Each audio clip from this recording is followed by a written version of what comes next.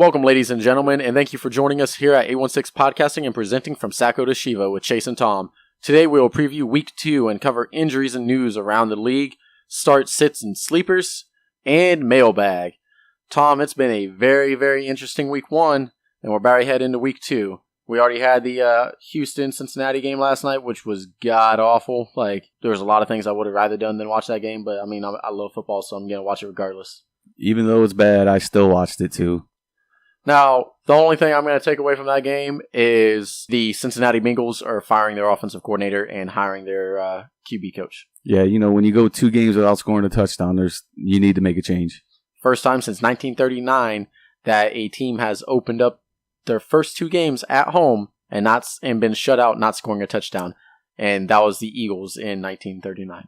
I would always say get the best player of the ball, A.J. Green. Get him the ball. They got to him 5 times?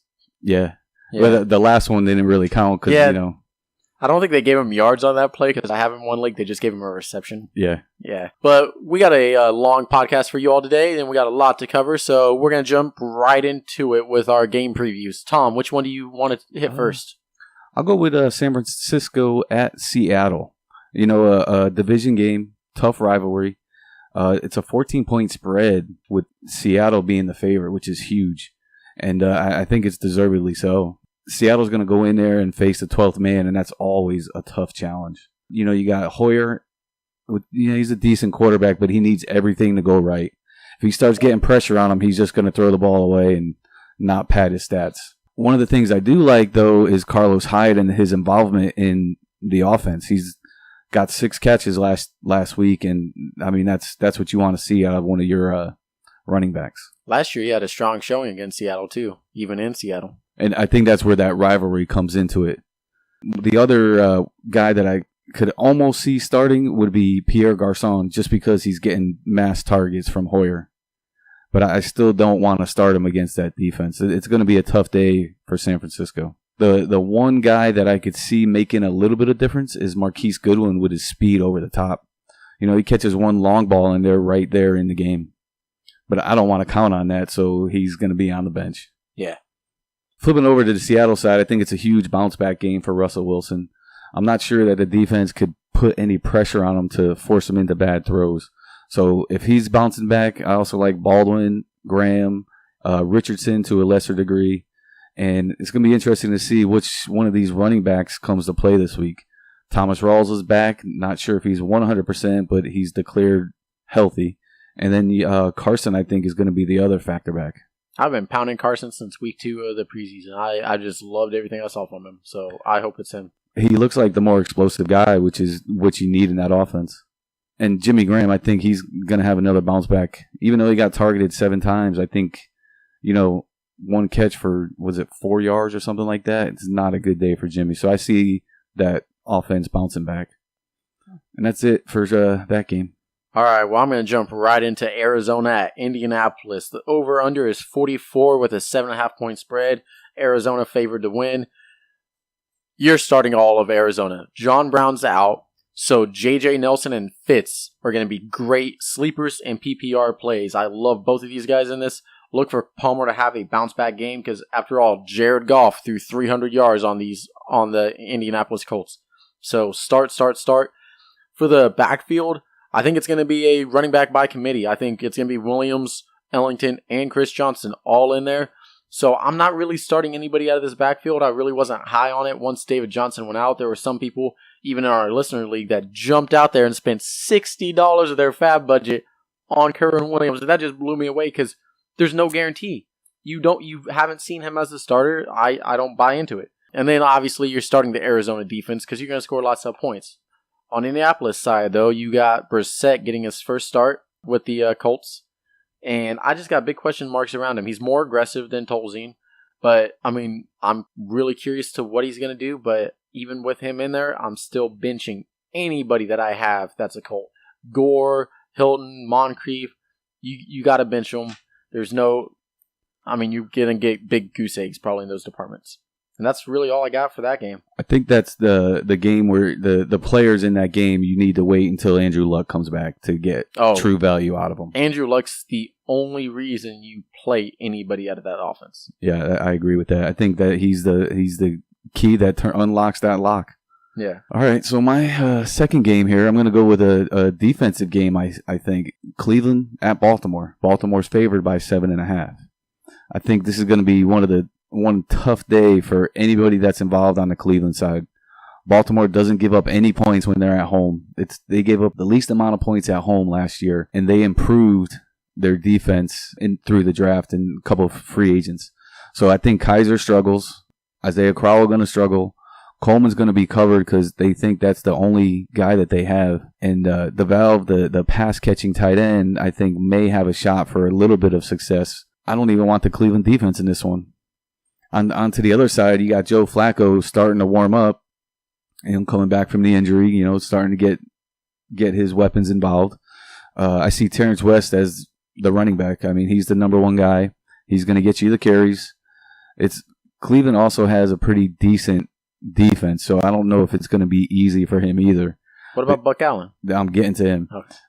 Javoris Allen or Buck Allen, I think he's the PPR guy, but he runs just as good as Terrence West. So I think at some point his talent is going to win out, and I think Allen is going to take over that number one spot. I like it. I really like that a lot. As far as wide receivers go, the only one really to mention, I think, is Macklin.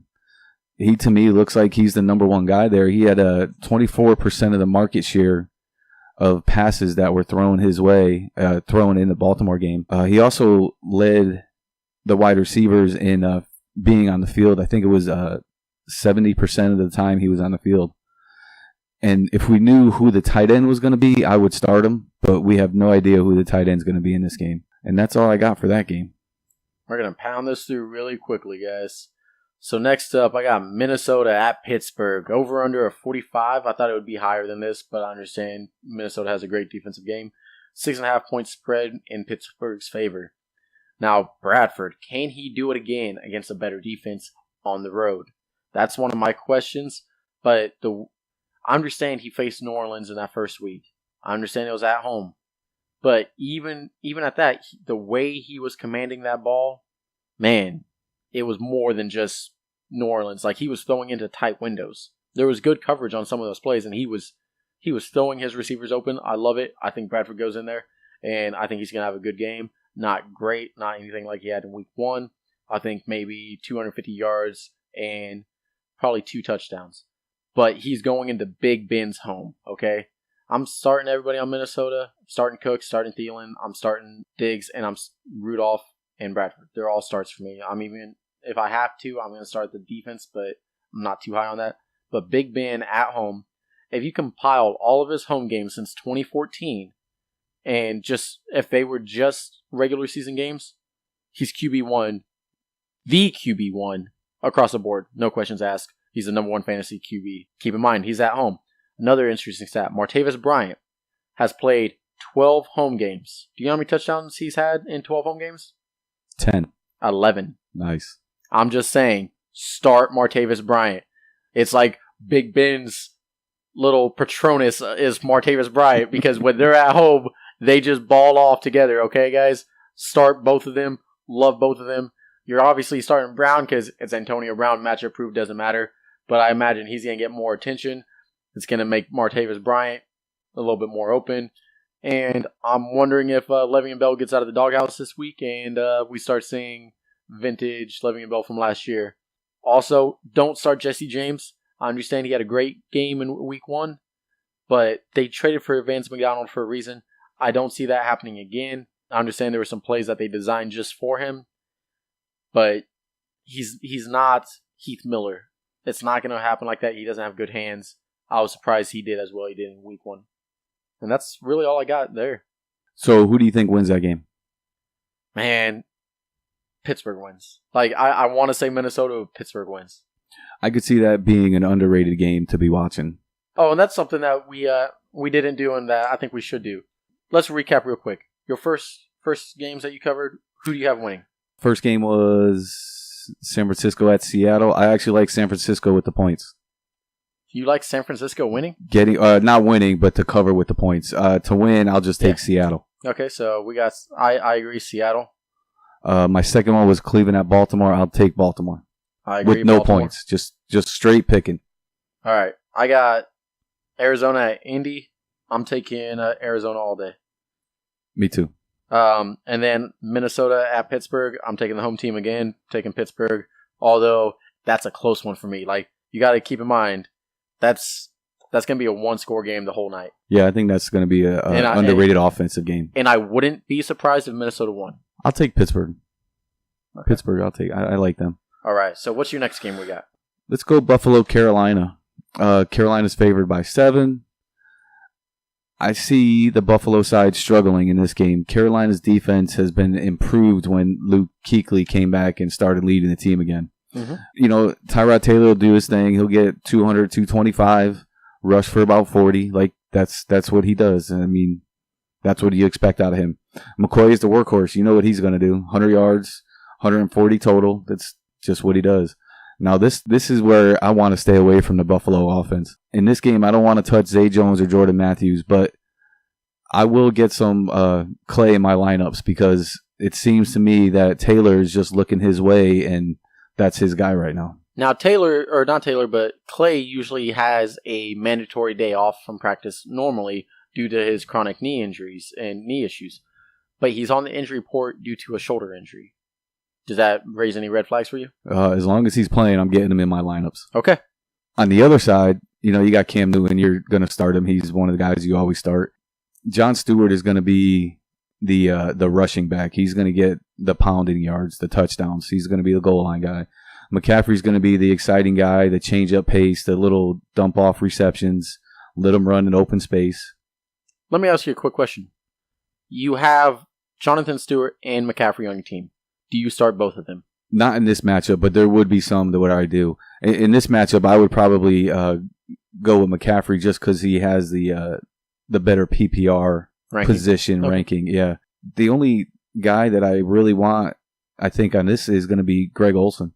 I think that him and McCaffrey were the target leaders last week, so Cam's definitely looking their way. Kelvin Benjamin, I'm still not sure that he's a real wide receiver in the NFL. I say Kelvin Benjamin scores a touchdown this week. Man, I can't get behind him. His catch rate is only at 50%, so even if he gets in the end zone, he's only 50-50 to catch that ball. Here, you want to put a little bet on it? I never gamble. 50 push-ups? 10. 10 push-ups? 10. 10 push-ups that he doesn't get a touchdown? Yeah. All right, we're going to do some fitness gambling. All right, that's a bet. 10 push-ups. If he does them, if Kelvin Benjamin gets a touchdown, which he will. I'm not a fan of Benjamin. I'm on record as saying I'm not a fan. But give me some Greg Olsen. I'll take Greg Olsen. I think Carolina wins this game with the points or without. All right. I like it.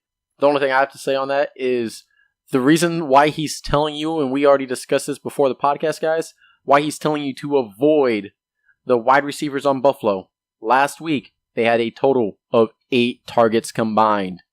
So that's a big red flag. And that's throughout the whole game, guys. All the wide receivers. Dropping some knowledge on you guys. What do you got up next? I'm taking Carolina with you on that pick. Next up, I got the first appearance of the Miami Dolphins versus LA Chargers in that StubHub Stadium that hasn't sold out or anything like that. So, I mean, they need guest appearances from Tom going in there doing his push-ups. By all means, call him up. I'm sure he'll go in there and bring in some more fans, getting those views on YouTube.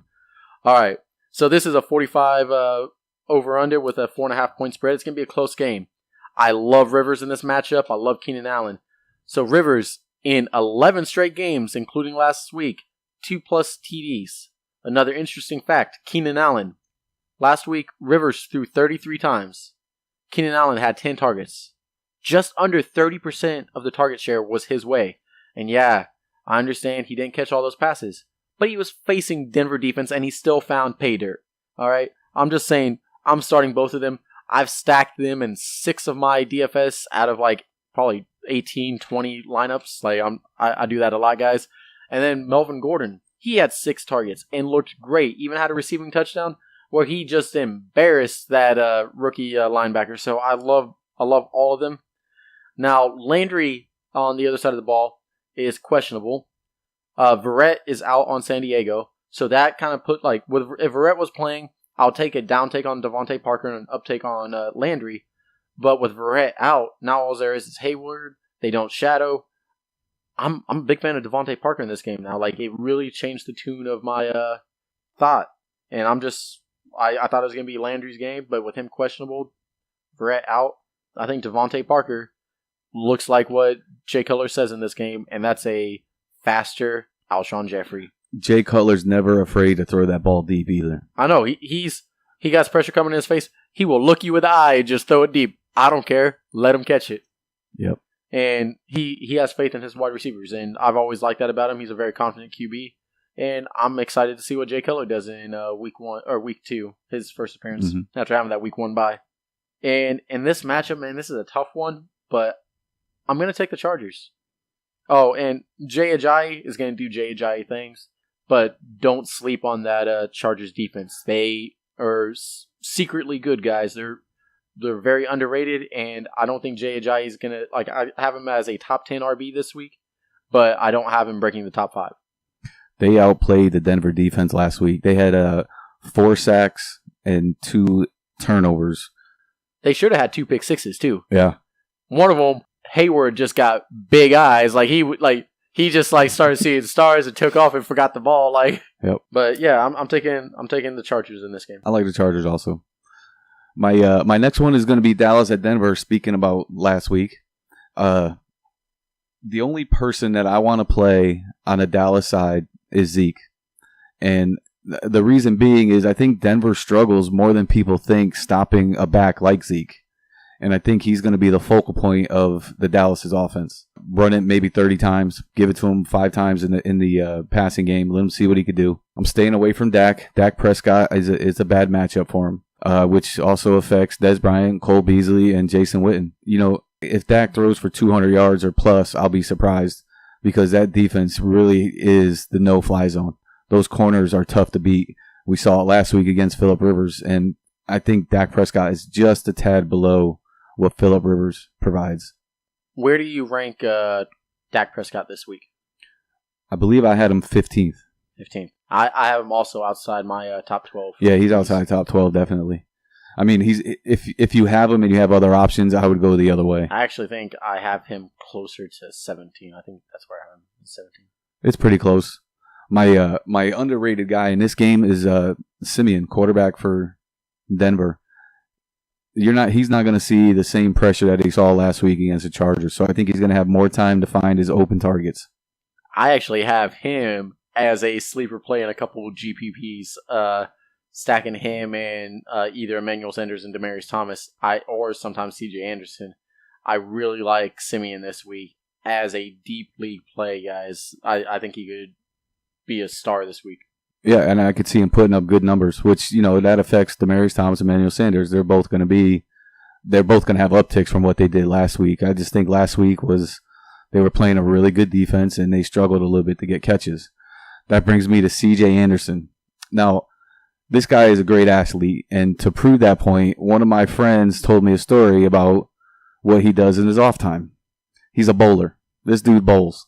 He has 7 300 games in his bowling career. Damn. Thank you, Frank Zemmel, for that knowledge.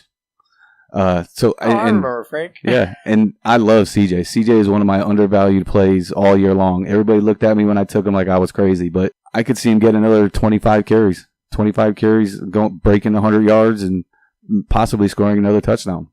The last time I saw Frank, I walked into a Casey's gas station to get a pizza, and there he is. I hadn't seen him in like 3 years. It was just boom. We talk almost daily about something in fantasy or Denver or something. I'm going to take Denver in this game just because I don't know if Zeke could carry the load enough to beat. We are on the same page.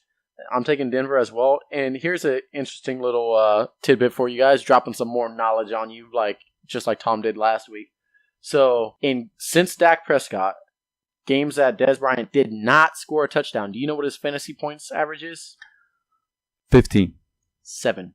Wow. In games that he does not score a touchdown, he scores 7 fantasy points since Dak Prescott. Wow. That's terrible, guys. That's horrible. That's non-startable. And when he faces top talent, like top corners, he just is not Tony Romo, Des Bryant. Well, this is a tough stretch for Dallas. The first 3 weeks, I believe, are all top 5 passing defenses. Yeah, I think their schedule eases up a little bit coming up soon. All right, so next up we got Washington versus the Rams at the Rams. 46 over-under with a 2.5 point spread. I'm taking the under on this game. It's not going to be that high scoring, and I'll say it right now before I even get into it, the Rams will win this game. I have because one, they have Aaron Donald back. That guy is one of the best defensive linemen in the league, if not the best, and he's just a freak. So I have concerns about that whole Redskins offense. I don't trust it. I don't believe in it. I think Kirk Cousins is going to struggle this week. I'm actually not starting him if I have other options.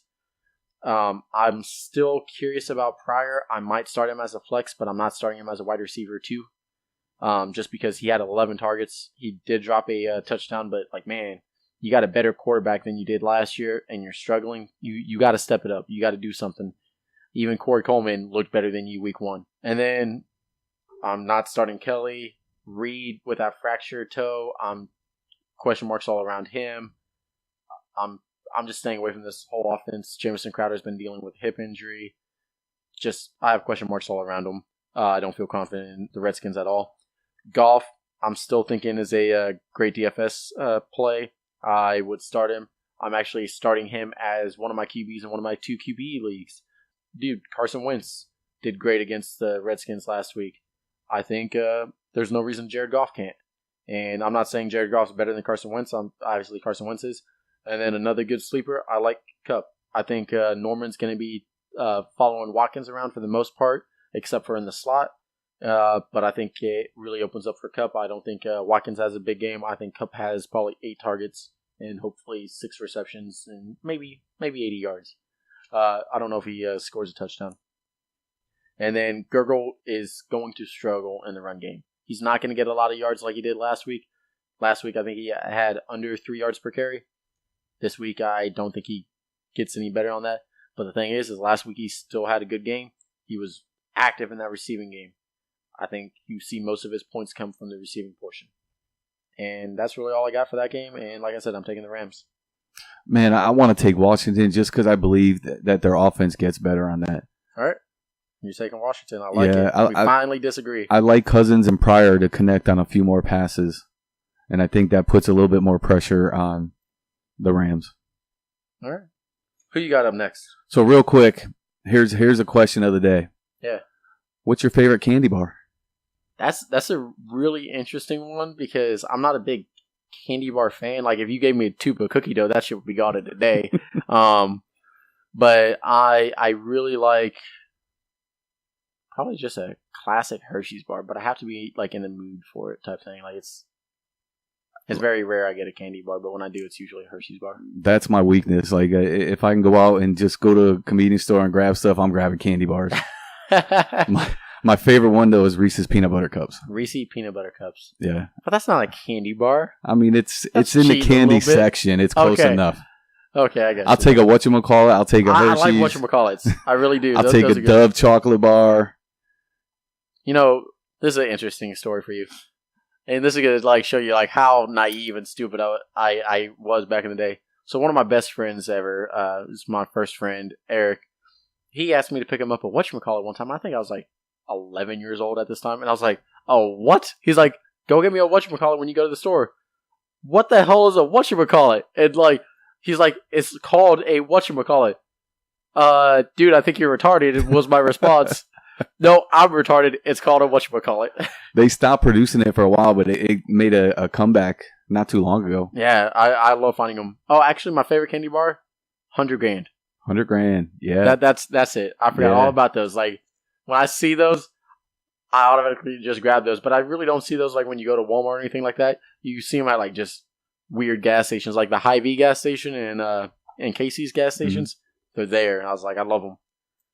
All right. Nice. Jumping back into it. Let's see. Let's do a little Patriots at New Orleans.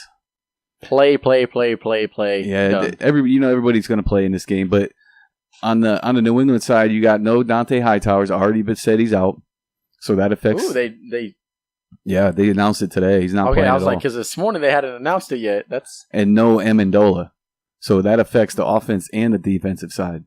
Who's your favorite start on Patriots side right now? Sleeper, like not James White. James White. Yeah, I love him. And I mean, he was in my write-up. He's the PPR guy, and he was in almost 60% of the plays last week. And I think in a game like this, it goes away from the power back and more into the PPR guy. I like Chris Hogan on New England side. He had 7 or 8 targets last week, and all he has to do is catch one of those. The air yards that he had were all like 15 plus. I was like, man, some of them were 20 plus. I was like, if he catches those, we're all singing a different tune about Chris Hogan. Yeah, it would have been a huge difference. He was in 90% of the plays last week. So, I mean, he's in every play, basically, for New England. So, everybody knows Brady is going to be mad. He's going to be pissed off. And you always want to start a pissed off Brady. Always. Yep. Then you got Gillislee, the goal line guy. I mean, I'm not trusting him to do anything but goal line stuff. And I just covered James White. He's one of my sleepers of the week. Brandon Cooks is going to get deep. That's what he's going to do. New Orleans, I don't think, has anybody that could cover him. Hogan's going to be the underneath long guy. Gronk, I see bouncing back because, I mean, they don't have an Eric Berry to cover him. Yep. And, I mean, I want exposure to that wherever I can. Eric Berry shut him down week 1, too. Yeah, there was nothing there.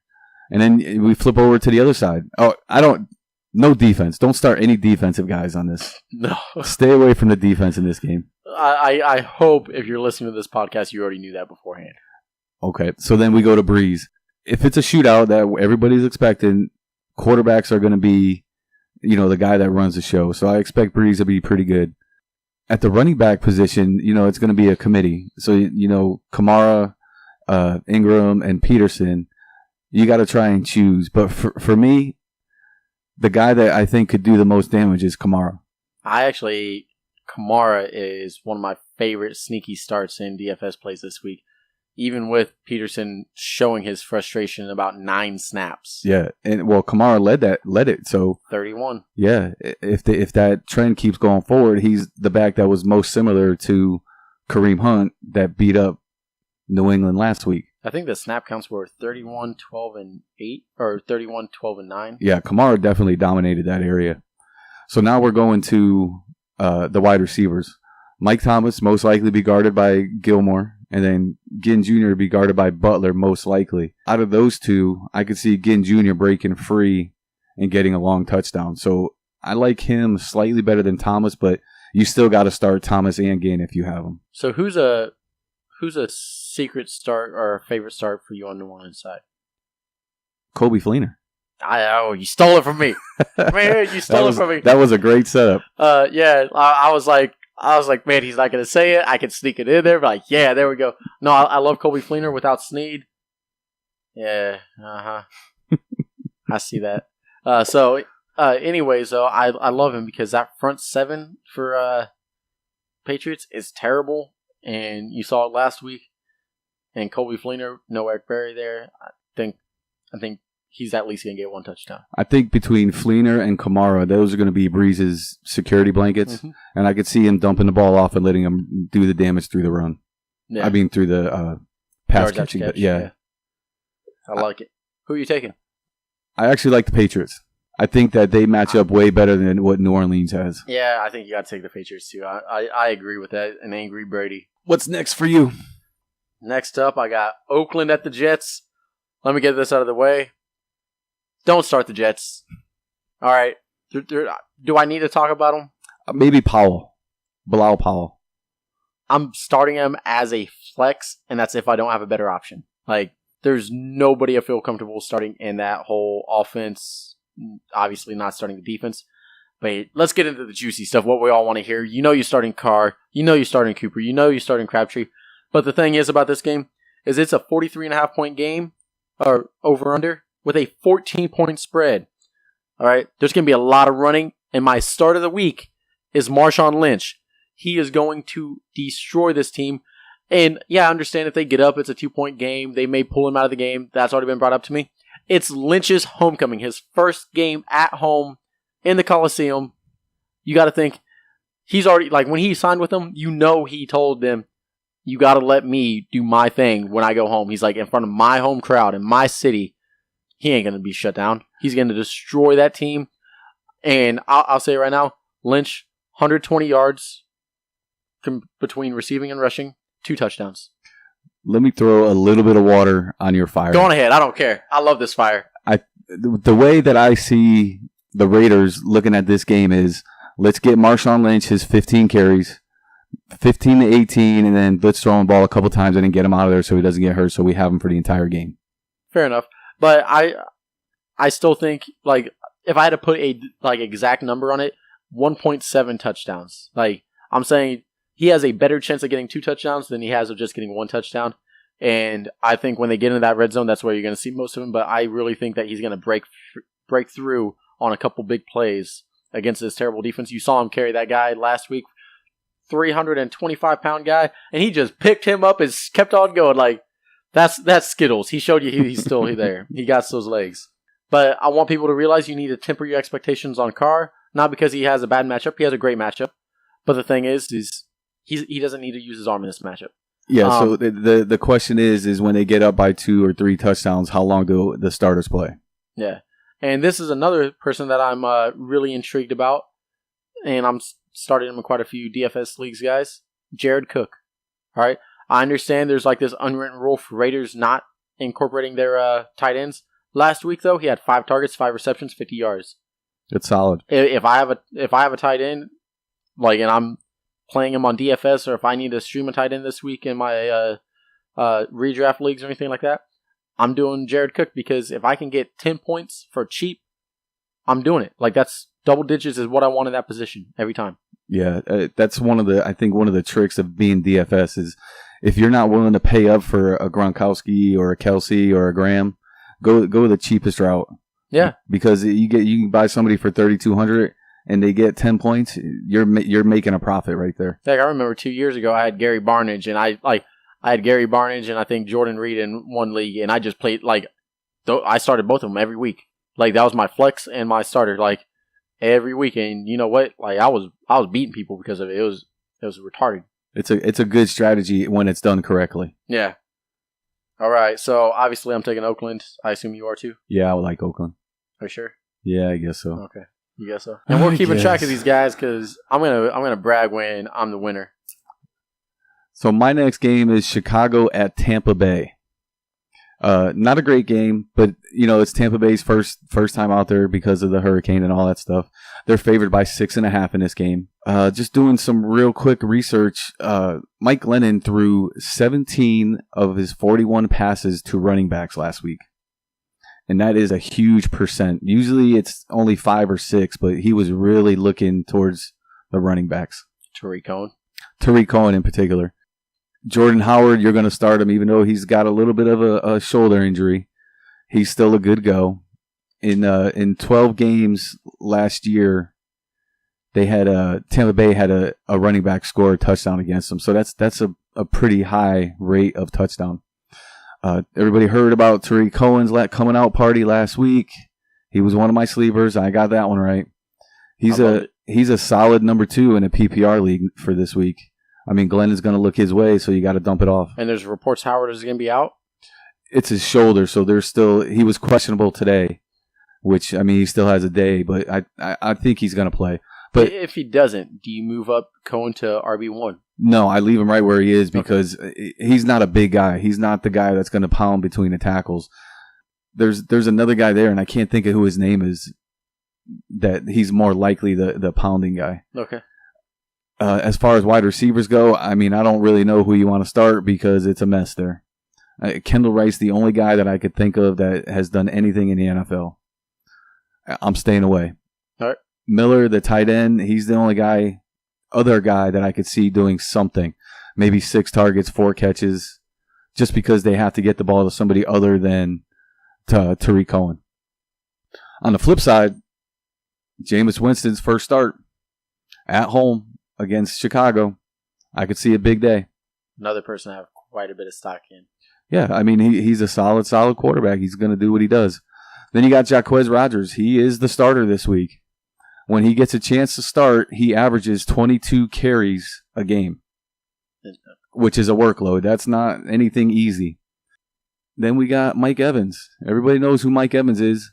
He hasn't played yet, but the matchup right now is looking pretty easy, pretty sweet. And Jameis Winston loves targeting Mike Evans anywhere on the field. It doesn't matter, like double coverage and all that. He targets him all the time. I love it, love it, love it. Mike Evans is one of my favorite top 5 receivers in this league. When you're 6'5" and a wide receiver that runs like he does, it's hard not to love him. Yeah. He's what made Johnny Manziel. Yeah, at Texas A&M. Yep, just because throw the those ball 50-50 deep. balls were 90-10 balls. Yep. Thrown it to, yeah. So then we also have Deshaun Jackson, another deep sleeper guy. I think he's going to get open quite a bit in the secondary this week. I love to start him if I had him, but I don't have any shares of Deshaun Jackson. What would you say, like, how many fantasy points or, like, what do you think his stats would be after week 2 for Deshaun Jackson? Deshaun? I could see 80 and a long touchdown. 80 and a long touchdown on, what, like 6 targets, 3 receptions? Yeah. Okay. Yeah. I'll write that down just so we can go. All right. That's kind of what I'm thinking is 6. I'm thinking more 6 targets, 3 receptions, maybe. I'll put a number on it, 65 yards and a touchdown. I like 80. I think he's going to get open deeper than that. And then at the tight ends there, they have Cameron Brate and O.J. Howard. You know, O.J. Howard's that rookie, and the reports are that he's the blocking guy. But he's just as good a wide receiver as Brate. But in this situation, I think Brate is the play. And because Winston feels like that's his security blanket around the goal line. You saw it in preseason. If you watched Hard Knocks, you saw it in Hard Knocks. Like, he has comfortability with Brate. And that's important to quarterbacks to feel that way with their wide receivers. Yeah. Because that'll be the guy they go to when it gets rough. Now, do you have any thoughts about Chris Goodwin in this game? Goodwin? Yeah. He's the deep guy. I mean, I don't know if I could play him in a league unless it's a DFS, throw the cheapest money I can at a wide receiver, put him out there. Yeah, I've thought about it. I haven't pulled the trigger on any DFSs. But in GPPs, that's kind of what you want. You want to feel uncomfortable about those starts. And that's the things that can win you cash. That's all I have for the Chicago-Tampa Bay. I do think Tampa Bay wins this game at home. Yeah, Tampa Bay clearly wins. Next up, I have Tennessee at Jacksonville, 43.5 over-under with a 1.5 point spread. This is going to be a great game, guys. It's not going to be a high-scoring game, but I really want to watch this game. I'm excited about it. Mariota struggled week 1 against supposed to be an easy defense with Oakland. He didn't have any turnovers, but Tennessee's known for protecting the ball. However, Jacksonville, man, I understand Houston has a rough O-line, but they had 10 sacks last week. 10. They just dominated those trenches. That's where the game is won and lost, is in those trenches. Marcus Mariota rushed for 1 touchdown, threw for like 150 plus yards. I'm not high on him. I don't think he does well this week, and if I'm another player that doesn't have Mariota after this week, I'm gonna try and trade for Mariota because his stock's gonna be at all-time low, and that's when I'm gonna be more excited about it. But I still really do like Davis this week. I think Davis could be a sneaky play, and I'm really excited about it. However, I think Tennessee is gonna try and force the run like they kind of got away from last week. They're gonna go back to what they're good at and just pound the ball with Henry and Murray. On the other side of the ball, you're starting Fournette.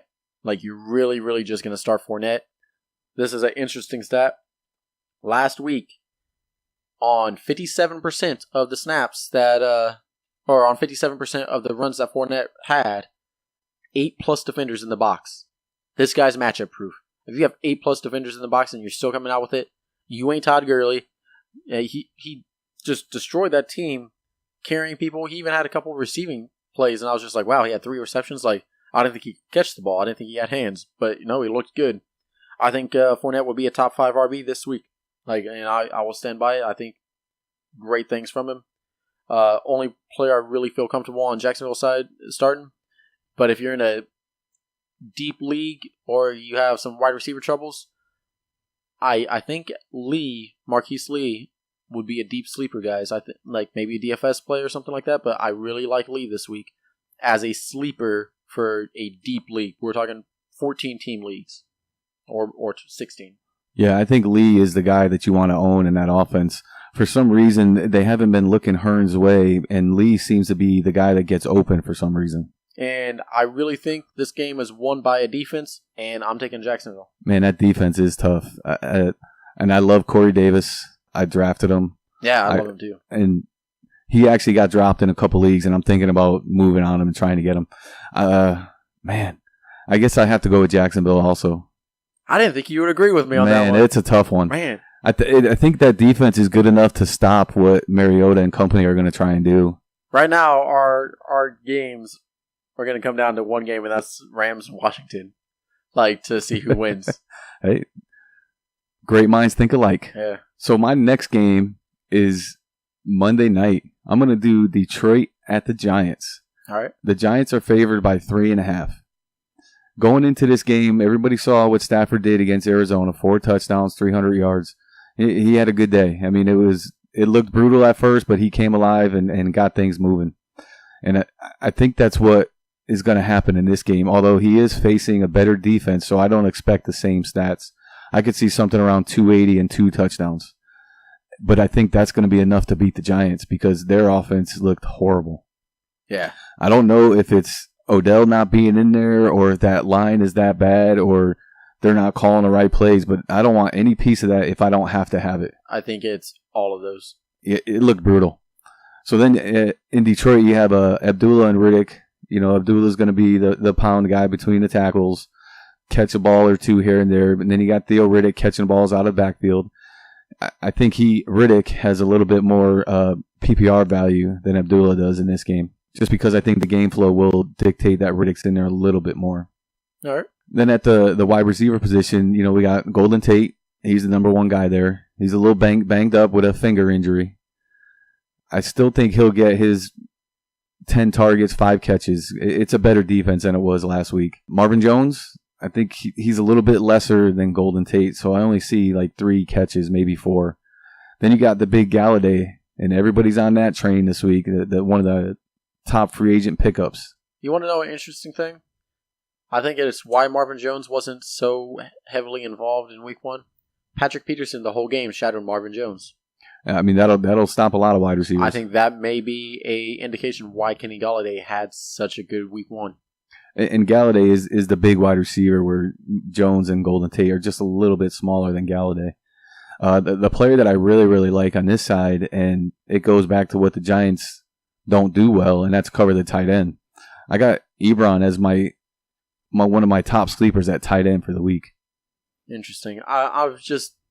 Ebron's never showed anything for me, so I've kind of always just you know what? He's kind of starting to fall down for me. He's never proved it to me. Yeah, but you got to take gambles at some point in this, and that's where I'm going with my sleeper. I'm not going to start Eli. I'm not going to start any of the running backs in New York. I don't even know. The only guy that I could see having any kind of value would be Shane Vereen, and that's just because he catches balls out of the backfield. The one person on New York's side I like, even if Odell plays, I'm not a big fan of Odell. I think he'll be a distraction. I don't think he's, and I don't mean he himself. I think just a diversion. But it's Sterling Shepard. Yeah, and we saw last week that Shepard looked to be his go-to guy, his security blanket. I need a couple yards, I'm going to throw to Sterling Shepard. And he caught most of the balls that were thrown to him, so that's a good thing. Yeah. I think that having the week to review, I think that Brandon Marshall, they're going to try and get him more involved, but I don't really see it happening. And then Evan Ingram is always going to be that 4 to 6 catches in a week. He's that kind of player. I'm not going to start him if I don't have to. Like I said, the only guy that I really want out of this game would be Ebron on the gamble of being a good sleeper at tight end. All right. I will take Detroit to win this game. I will as well. All right, so next up, I know you guys probably don't want to hear about this, but you know what? I'm going to bring it up anyways. Philadelphia is going to beat the Kansas City Chiefs, and they're coming to Arrowhead and doing it in a dominant fashion. So I'm a big fan of the Eagles. I'm a little bit biased, as you all know. This will be a tough game for both teams. Both teams have great front sevens. Both teams have suffered injuries to their secondaries. But I think the biggest difference maker is Eric Berry being out. All right, Eric Berry shut down Gronk. Zach Ertz is one of Carson Wentz's favorite targets.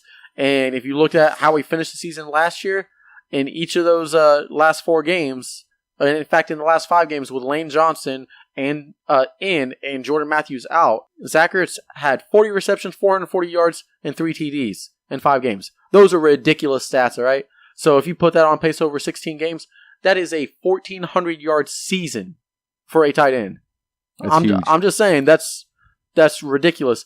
And he's already started off the year perfect on receptions, 8 for 8, with over, 90 yards? 93, yeah. So I'm just saying he's going to be a big-time factor in this game because who else do they have to cover him? I mean, Marcus Peters doesn't shadow. Nobody shadows on that team. I think Alshon Jeffrey's going to be more involved than he was week 1, and that's only going to be when he's away from Marcus Peters. The person I think that's going to probably do the best in the receiving core next to Ertz will be Nelson Aguilar, all right? And that's because Mitchell looks terrible. That guy had a lot of holding, a lot of PI calls, and on top of that, he just was blowing coverage the whole time. So I think Nelson Aguilar will take a little uptake. Blount's going to struggle. Darren Sproles, I'm going to start him in deep leagues as a PPR option. And then on the other side of the ball, I think the biggest scoring person out of this whole game will probably be Tyreek Hill. And that's because of the cornerbacks. There's nobody that can keep up with him on speed. But at that, I mean, if that's your only play, we'll just play deep coverage on him with Malcolm Jenkins and cover him that way. But I think Tyreek Hill is going to have a good game. Temper your expectations on Travis Kelce. Again, our front 7, our linebackers are great in coverage.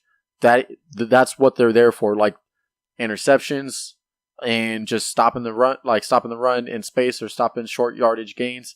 That's what they're there for. Travis Kelce is gonna the only time he's gonna do it is if he gets matched up on him deep, on a linebacker deep, which I don't see that happening very often. I actually think Malcolm Jenkins might spend a little bit more time on Kelce. Alex Smith, everybody's high on his bandwagon. You got to think he was only pressured 12 times in week 1. That's not very much. The Patriots defense looked terrible. They didn't know what the fuck they were doing. They were just beat up. And yeah, I understand this is a teacher and teachee type or student type moment between Andy Reid and Doug Peterson, but I'm still taking the Eagles. Another thing, Kareem Hunt. I know you all want to hear about him. He's not going to do what he did week 1. Obviously, we all know that. He set a NFL record. But I'm not saying he's not going to be great. I'm saying he's going to be a top 10 RB this week. I have him outside my top 5. I think I have him 8. And that's just because people don't realize how good that front 7 is. You have Fletcher Cox, which is one of the best defensive tackles in the league. Then you got Brandon Graham, who actually has the most pressures on QBs from last year. Last year, he led the league in QB pressures. And you got to think, if it a millisecond longer and those aren't pressures, those are sacks. Yeah. Let me just take the 8-1-6 side on this for a second. I think this game is going to be a lot closer than people think. Do I think that they Kansas City blows them away like they did last week with the Patriots? No. I think the Eagles are a better team than what the Patriots have last week. So I struggle to see what Alex Smith does in this game. I don't see a 4-touchdown game. I also struggle to see Kareem Hunt doing what he did the week before. I understand he's going to be involved in the game plan, and that's what they're going to do. They're going to get him involved. They're going to get him in space. They're going to run him. Tyreek Hill, I think, is the key to this game. I think that if he beats any of the secondary, that Smith is going to be able to find him. The only question is that pass rush going to get to Alex Smith before he can get rid of the ball? And I think that's where the problem is going to come in. So if Tyreek Hill is limited, I think that if Philly focuses on stopping the backfield, Kareem Hunt, I think they start dumping the ball off to Kelce, and then Kelce is going to be the guy that gets a lot of play this week. I think that's probably going to be their biggest target is to stop Kareem Hunt because Tyreek Hill is limited, right? Yeah. Because he's still dealing with that calf issue. But he's going to play. I feel very confident. And if he plays, I'm starting Tyreek Hill. But I will say I completely agree with you. People were, like I said, are high on Alex Smith. Again, another little thing. Week 1 last year, Alex Smith had a great game. Week 2, Man, it was a pretty rough game. I'm just saying, is he doing the same thing as last year, or is this a whole new Alex Smith like everybody thinks it is because of Patrick Mahomes? This is one of the ones I want to watch, so hopefully I get to see it. You know I'm watching this. Yeah, you'll be there. You all watching. can come over to my place if you want. Just hit me up on Facebook. I know my best friend Anthony Mariano is going to be there. Oh, Mayo Reno. My bad. I butchered that. He's going to kill me for this. Maybe we should cut that out before he gets here. So anyways, I know he's going to be coming over because we're going to watch that, and I'm going to rub it in his face so he can go crying home. Who do you think wins?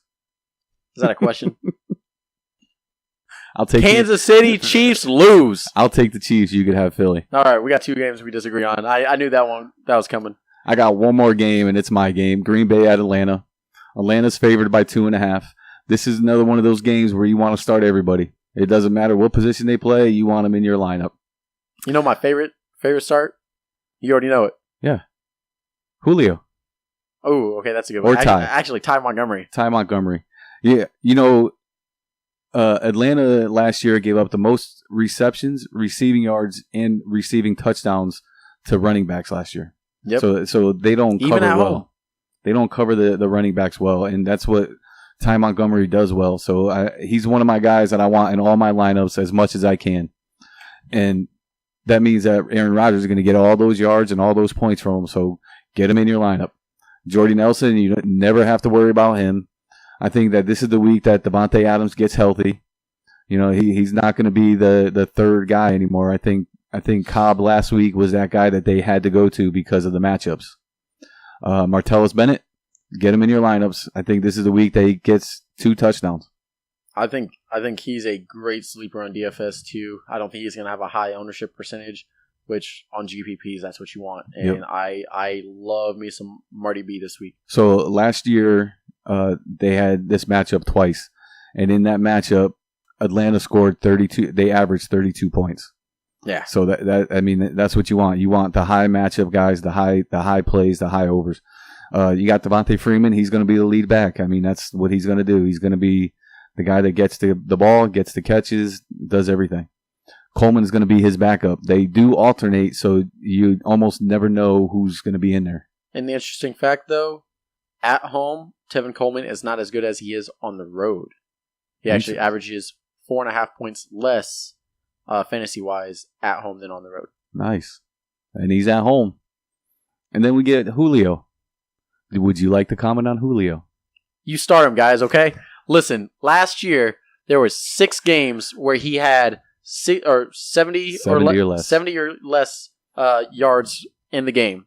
The next week, he went bananas. All right, if you average all those games over the next week, he scored 100 plus yards on each of those. But if you average all that together, he scored 140 plus yards and a TD in each of those games following that dead week. I'm starting me some Julio. But you know one of my favorites, secret starts in this? And I think because I think Julio is obviously going to be the biggest target on both sides for offense and defense. Mohamed Sanu. Because in that first matchup against the Green Bay, Mohamed Sanu was the one that lit him up, not Julio Jones. Yeah, and in last week's matchup, it looked like Sanu was his security guy. Mm-hmm. You know, go down 6 yards, let me throw it to you real quick, and we'll move on to the next down. But I love this game, guys. I love Julio. I think Julio's going to be a beast in this game. I don't need the 140 yards after. I just think that he doesn't match up well with what Green Bay has in the defensive backfield. And then Austin Hooper, 2 catches last week for 128 yards and a touchdown. It's not happening again, guys. Is it fluky or is it for real? That's a fluke, but I'm not saying he won't have 60 yards and a touchdown. Yeah, I think 60 and a touch is fair. I don't see 128 yards. Maybe again. 4 receptions for 60 and a touch. Yeah, and I want Green Bay to win this game, so I'm going with Green Bay. You know, I'm really on the fence about this, but the only edge I really give to Green Bay is Ty Montgomery and Aaron Rodgers. Aaron Rodgers is a different tier than Matt Ryan. Don't ever put him on the same tier. Aaron Rodgers is the GOAT. The guy averages 4 TDs to 1 interception. He does a great job protecting the ball. However, he's going to Atlanta, and I think Atlanta wins at home. And I think it's going to be a close game, and I think it's going to be high scoring. So that means we have 3 that are different. Yep. Cool. So here's my question for you. Question of the week. When you go to the movies, Do you get popcorn or nachos? I'm not a big popcorn fan, so I usually don't get anything because I hate movie theater nachos. There's a different type of nachos between going to a football game or going to a baseball game and getting nachos, and then getting nachos at the movie theater. They just don't taste the same. But I get nachos with jalapenos or an icy. So nachos is the call. Yeah, okay. I know. I'm a popcorn guy. I want popcorn. Give me a large popcorn. I'll sit there and eat it all day. I have to I can count more time. Like I can count on one hand how many times I probably had popcorn at the movie theater in the past 2 years. I love going to the movies, and I will go down to the Cinemark in the Plaza for $4.75 to get in a movie theater. So I'm actually I've been kind of a bad boyfriend lately, and I've been neglecting my wonderful girlfriend Yin Lee for fantasy football podcast stuff like that. She's at work right now, so Sunday after the Eagles game, after the Eagles beat up on the KC Chiefs, I'm actually gonna not watch any more football for the day, and I'm gonna take her out on a date, going to the movies and going to dinner and all that, and just make her feel appreciated. And we're actually going to go see American Assassin. And I'm actually really excited about that because I didn't think it was going to look good. And then I saw the trailer. I was like, holy crap, like Dylan O'Brien somehow became an action star in a trailer. Like I was just like, holy shit. Yeah, it looks crazy. Everybody's talking about It. Yeah. But that's Michael not a date night movie. Oh, It, yeah. Yeah, It. I want to... Actually, she loves scary movies, but she hates clowns. Oh yeah, that would ruin it. She okay, guys. I'm a pussy when it comes to possession movies, like and all that shit. She took me to see Annabelle, the first one, the most recent one that just came out, and we're the only people in the theater. Thank God, because I jumped so much. I was like, God damn! I was like, what the fuck's going on? Like I was cussing. I was like, whew. Here's my quick note on Annabelle. All the scary movies that are coming out now, Annabelle, Amityville Horror, all those movies come from the case files of the Warrens. Yeah. The original ghost hunters that are from Connecticut. Yeah. I've actually went to a couple of their seminars, and they are amazing. You know, if you would have to, like, give me some info on how to get in touch with that, because she would love to go to one of those. The first one I went to, I was in college, and it was a 5-hour seminar. Right before Halloween, and I went back to my dorm room, and I was so scared, I didn't sleep until the sun came up the next day.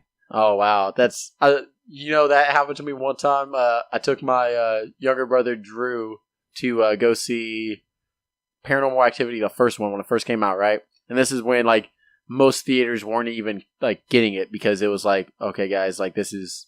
Yeah, you got to sign waivers when you go in and all that shit. Like, that's when this first came out. I don't know if any of y'all want to go see it. Like, they make you sign a waiver that, like, hey, if you have any heart problems, you're not suing us for showing you this movie. He and I, we would have saw it at midnight, too. He and I drove home, like, 45 minutes, because we drove 45 minutes to go see this in theaters. Oh, my God. And we drove home, and the whole time we're just, like, wide-eyed and, like, oh, shit. He's like, do we have to go to sleep when we get home? I was like, if something moves, I'm leaving. So, yeah, I'm not going to sleep. No. I got some stories we'll get to on another podcast. All right, guys.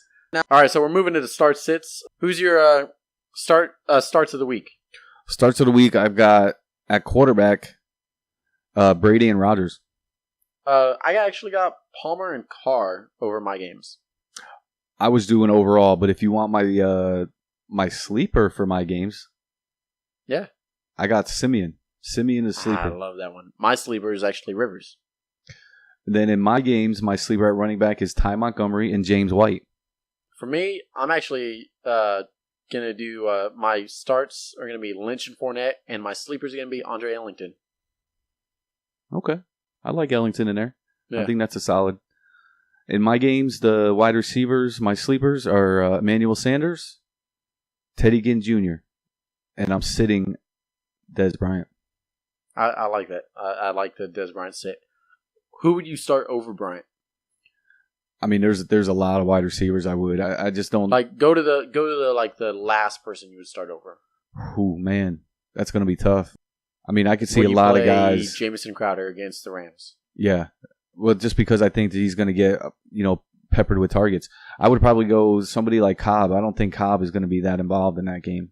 So would you play Corey Davis against the Jags? That's probably right where I'd be at. Corey Davis or Dez Bryant would be a tough decision for me. Okay. I like it.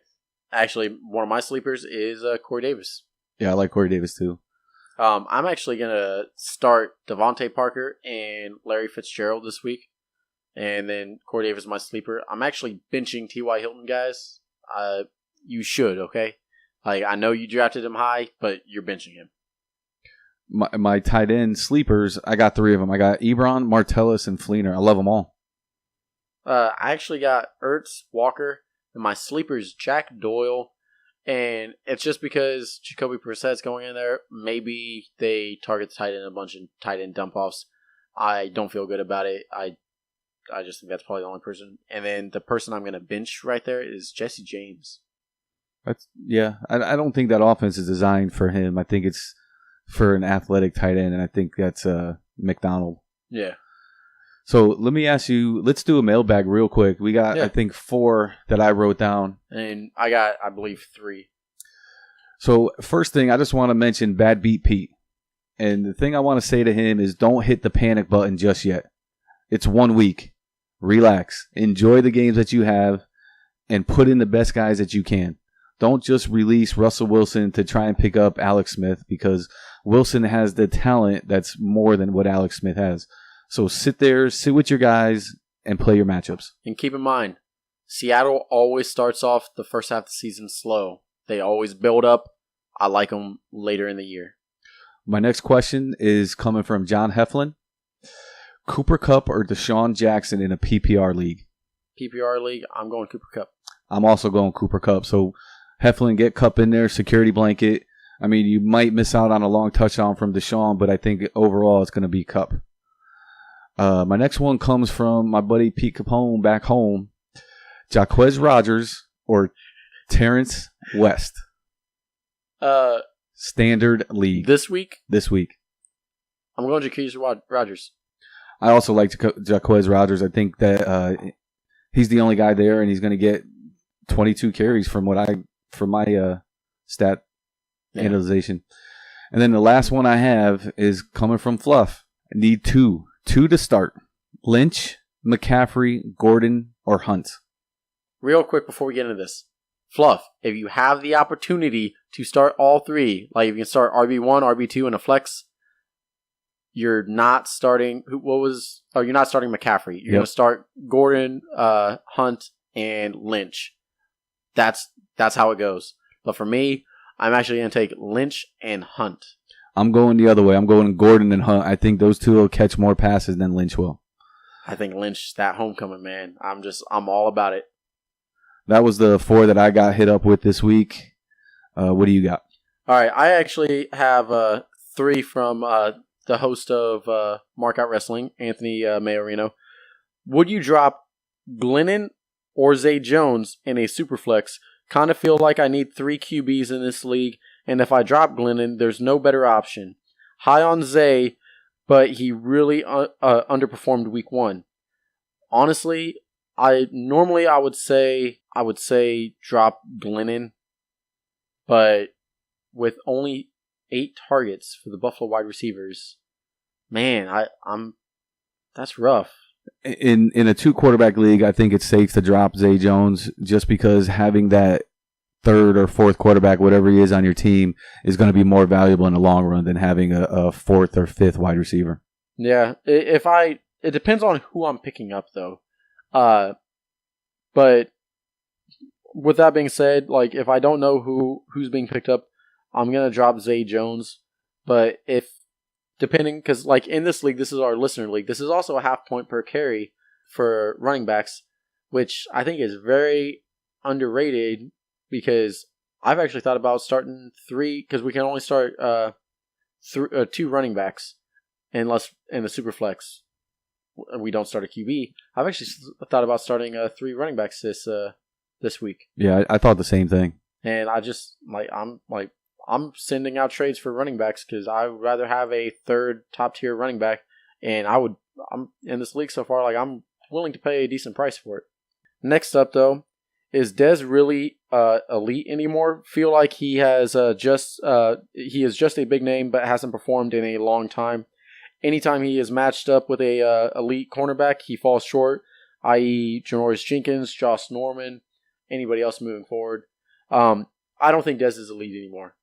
I think he's one below elite. He's the guy that is a matchup guy, and he has really, really tough matchups right now. I have, like, this whole year he has tough matchups, and I have him on the low end wide receiver 2 for me for year long.